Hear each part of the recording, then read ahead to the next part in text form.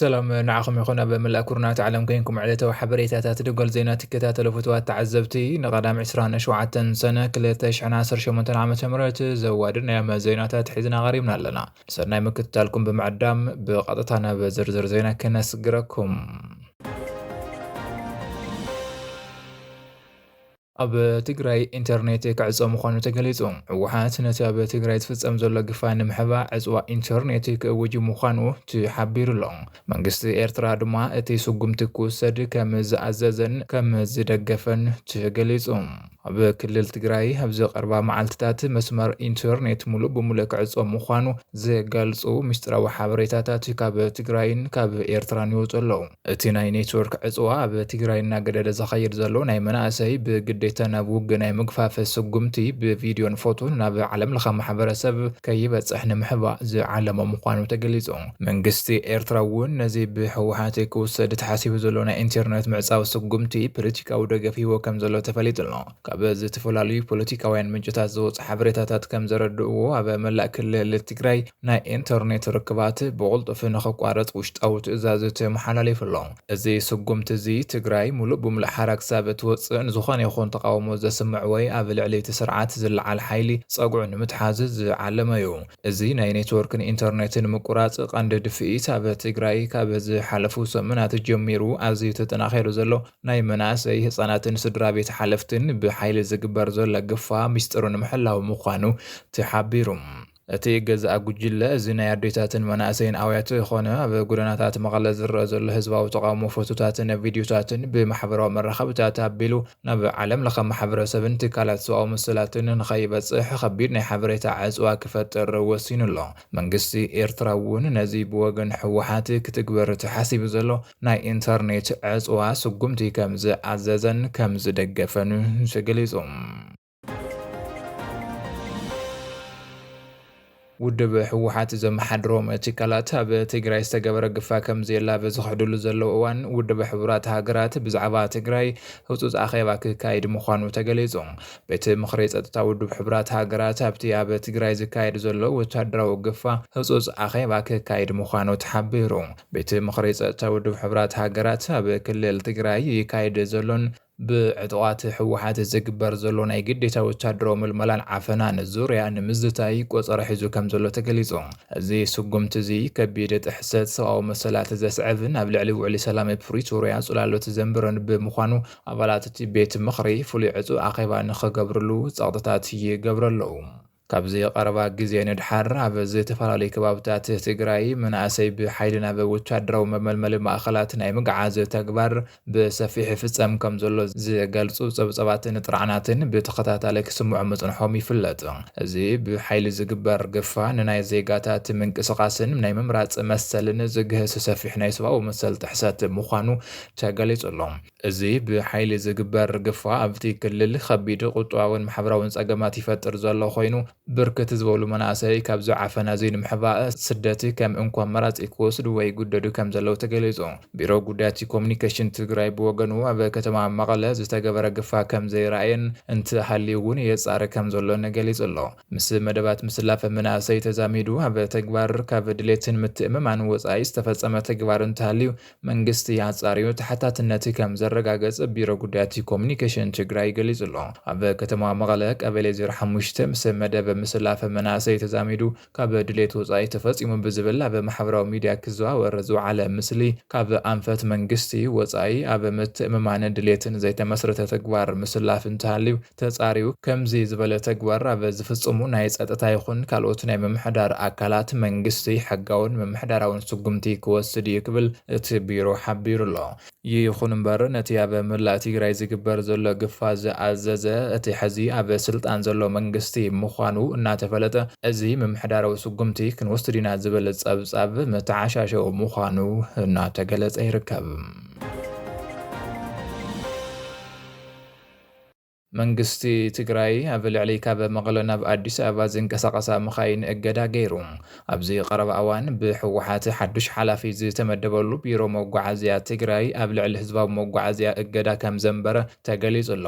እቲ ቢሮ ግዮንን ሓበሻን ዝተባሃሉ ፍሉይ ናይ ህዝባዊ መጓዓዝያ ኣገልግሎት ዝህቡ ውልቀ ማሕበራት ኣብ ከተማ መቐለ ዝኸፈትዎም ቤት ጽሕፈታት ንክዓጽውን ናይ ስራሕ እገዳን ክግበረሎምን ወሲኑ ኣሎ። እዚ ኣብ ልዕሊ ህዝባዊ መጓዓዝያ ተነቢሩ ዘሎ እገዳ ምንቅስቓስ መናእሰይ ብምግዳብ ብግዴታ ናብ ወታደራዊ ታዕሊም ማእኸላት ንምእታው ዝዓለመ ምዃኑ ተገሊጹ።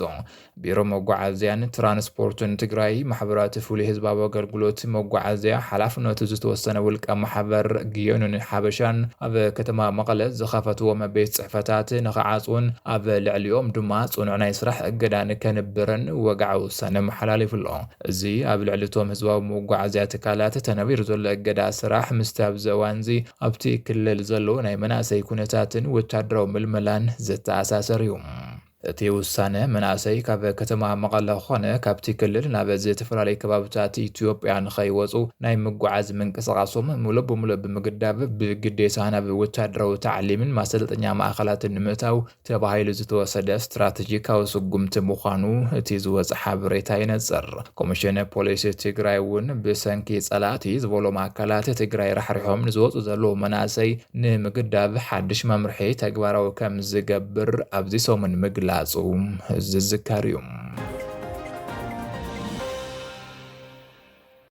መንግስቲ ኢትዮጵያ በትግራይ ክውላዕ ዝኽእል ኩናት ጉራብቲ ሃገራት ዝሓውሰሉ ዞባ ሓደጋ ናይ ምዃኑ ተኽእልኡ ሰፊሕ ምዃኑ ተገሊጹ። ተንታኒ ፖለቲካ ቀርኒ ኣፍሪካ መሐመድ ኸይር ዑመር ምስ ማዕኸን ዜና ፈረስት ፖስት ኣፍሪካ ብዝገበርዎ ቃለ መሕተት ቀዳማይ ሚኒስትር ኣብይ ኣሕመድ ኣብ ውሽጢ ሃገረን ምስ ሃገራት ቀርኒ ኣፍሪካን ዝኽተሎ ዘሎ ናይ ኩናት ፖሊሲ ንኢትዮጵያን ነቲ ዞባን ናብ ከቢድ ሓደጋ ምፍራስ ዝወስድ ምዃኑ ጠንቂቖም። እቶም ተንታኒ ኣብይ ኣሕመድ ኣብ ጉዳይ ሱዳን ኤርትራን ሶማልያን ዘርእዮ ዘሎ ኢድ ምእታውን ወታደራዊ ምልዕዓላትን ነቲ ውሽጣዊ ኩናት ናብ ዘይቋረጸሉ ኣህጉራዊ ባርዕ ከሰጋግሮ ከም ዝኽእል ገሊጾም። ብመሰረት መሐመድ ኸይር ዑመር እቲ ብመንግስቲ ኢትዮጵያን መሻርክቱን ዝተኻየደ ወፍሪ ኩናት ትግራይ ልዕሊ 600,000 ህዝቢ ዝሃለቁሉን ብሚልዮናት ዝቑጸሩ ካብ ምዕራብ ትግራይ ተመዛቢሎም ቦትኦም ብዕጡቓት ኣምሓራ ዝተተሓዙሉን ምዃኑ ይገልጹ። ድሕሪ ውዕሊ ፕሪቶርያ እውን እንተኾነ ስርዓቱ ኣብይ ኣሕመድ